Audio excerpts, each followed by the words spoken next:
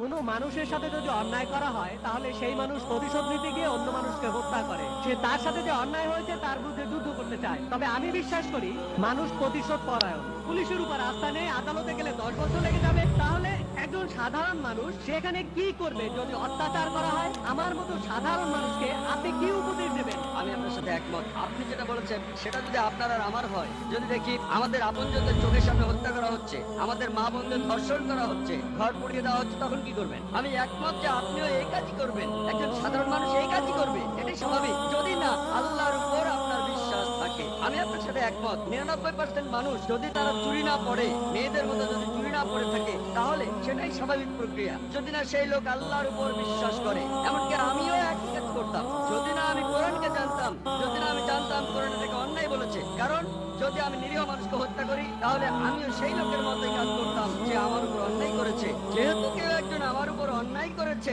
তার অর্থ এই না যে আমি নিরীহ মানুষকে হত্যা করব। কেউ আমার ঘরে ডাকাতি করলে আমি আরেকজনের ঘরে ডাকাতি করতে পারি না। যদি আমি অপরাধীকে ধরতে পারি আর প্রমাণ করে শাস্তি দিয়ে আলাদা কথা, কিন্তু আমি নিরীহ মানুষকে হত্যা করতে পারি না। কোরআন এই কথাই বলছে যে নিরীহ মানুষকে আপনি হত্যা করতে পারেন না। যেহেতু আমি কোরআনের কথা জানি, আমি এই উপায়ে প্রতিশোধ নেব না। আমি প্রমাণ জোগাড় করার চেষ্টা করব, আমি সরকারকে বোঝানোর চেষ্টা করব।